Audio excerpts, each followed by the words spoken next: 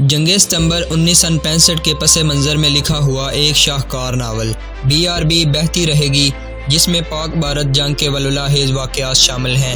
Novel شروع کرنے سے پہلے آپ سے گزارش ہے کہ ہمارے چینل ورلڈ آف ناول کو سبسکرائب کیجئے اور بیل آئیکن کو پریس کیجئے تاکہ ہر آنے والی ویڈیو آپ تک بآسانی پہنچ سکے۔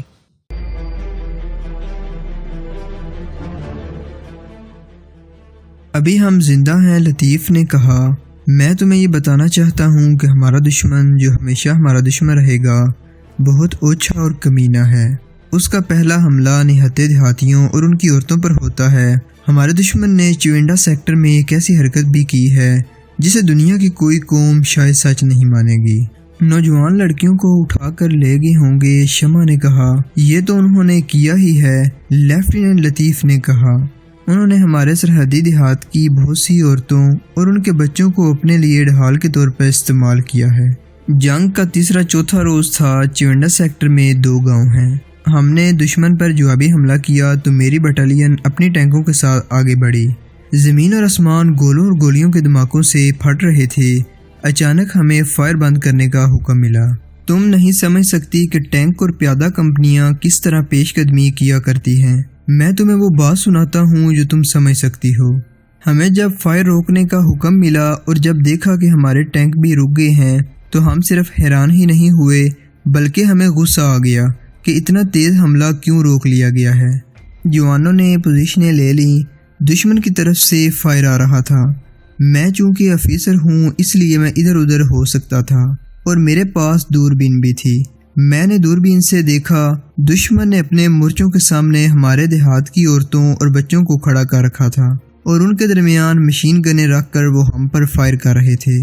ہمارے کمانڈر کو معلوم تھا کہ یہ ہماری عورتیں اور ہمارے ہی بچے ہیں جنہیں ان کافروں نے پہلے ہی حلے میں پکڑ کر اپنے پاس رکھ لیا تھا۔ انہوں نے ان بیچاریوں کو اسی مقصد کے لیے اپنے پاس رکھا ہوگا، شمع نے کہا۔ ہندوؤں کا پہلا حملہ عورت اور بچے پر ہوتا ہے، لطیف نے کہا۔ انہیں قیدی بنا کر ان بدبختوں نے انہیں اپنی ڈھال بنا لیا ہے۔ ان عورتوں اور بچوں میں چاند ایک آدمی بھی تھے۔ انہوں نے چلا چلا کر ہمیں کہا کہ آگے آؤ، فائر مت روکو، ہماری پرواہ نہ کرو۔ لیکن ناہید انسانی فطرت ایسی ہے کہ ضرورت ہو تو بھی اپنی مستورات اور بچوں کو کون اپنی گولیوں کا نشانہ بنا سکتا ہے۔ لطیف کو ہچکی سی آئی اور وہ خاموش ہو گیا۔ پھر کیا ہوا لطیف؟ شمع نے پوچھا۔ لیفٹیننٹ لطیف کی آنکھیں کھلی تھیں، وہ بے ہوش نہیں ہو گیا تھا۔ وہ سو بھی نہیں گیا تھا لیکن اس کی آنکھوں اور اس کے چہرے کا تاثر بتا رہا تھا کہ اس کا جسم ہسپتال کے اسی کمرے میں ہے لیکن اس کی روح وہیں جا پہنچی ہے جہاں دشمن نے ہماری عورتوں اور بچوں کو اپنی ڈھال بنایا تھا۔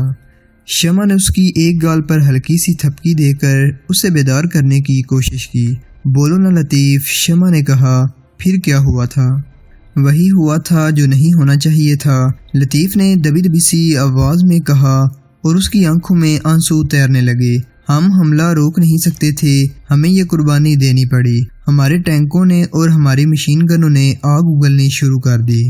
دشمن پسپا ہو گیا۔ ہم جب وہاں پہنچے تو دشمن کی لاشوں کے ساتھ ان کی تمام مستورات اور ان کے بچوں کی لاشیں پڑی تھیں۔ ان عورتوں اور بچوں کی لاشیں دیکھ کر ہم سب پاگل سے ہو گئے۔ اس کے بعد ہم نے جو مارکا لڑا وہ تم نہیں سمجھ سکو گی۔ یہ چونڈا سیکٹر کی بڑی خون ریز لڑائی تھی۔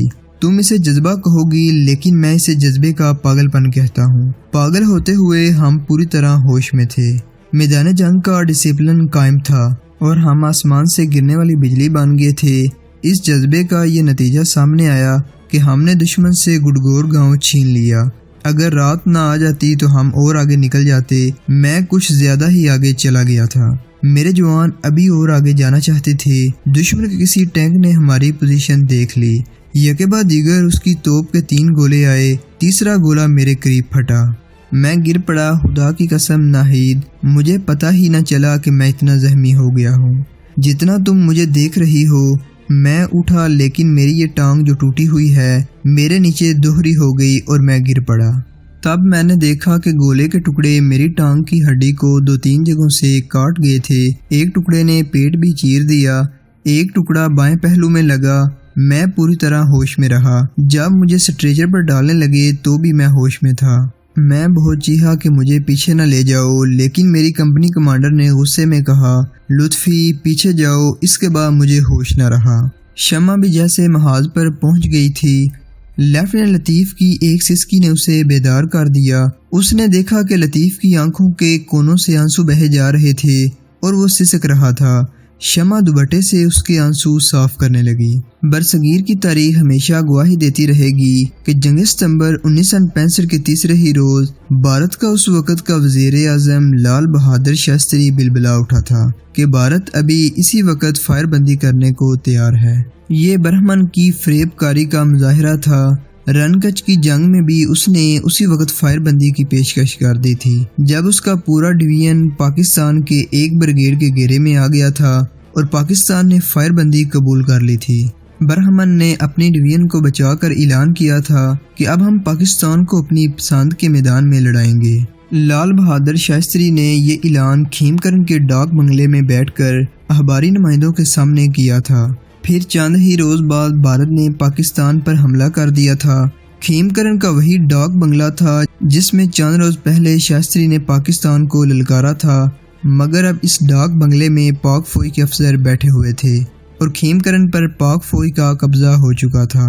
شاستری اب بھی فائر بندی کی بھیک مانگ رہا تھا، لیکن پاکستان مان نہیں رہا تھا۔ آخر بھارت کی درخواست پر اقوام متحدہ نے فائر بندی کی بات چیت شروع کر دی اور پاکستان نیم رضامندی تک پہنچ گیا۔ جب بھارت کی سیاسی اور فوجی قیادت نے دیکھا کہ فائر بندی جلدی ہو جائے گی تو اس نے قصور، کھیم کرن اور لاہور سیکٹروں کو کمک دے کر فوج کو یہ حکم دیا کہ فائر بندی سے پہلے زوردار حملہ کر کے BRB پار کرو اور کچھ علاقے قبضے میں لے لو تاکہ پاکستان پر اپنی شرائط مسلط کی جا سکیں۔ مثلا لاہور کے متعلق بھارتی حکومت کے احکام یہ تھے کہ شالامار تک پہنچ جاؤ۔ یہ تھی برہمن کی صحیح ذہنیت کہ ایک طرف فائر بندی کے لیے واویلا اور دوسری طرف پاکستانی علاقے پر قبضہ کرنے کی کوشش۔ ان احکام پر انڈین آرمی نے جب عمل شروع کیا تو محاذوں پر جیسے قیامت ٹوٹ پڑی۔ دشمن نے سب سے زیادہ دباؤ لاہور پر ڈالا تاکہ BRB نہر پار کر سکے۔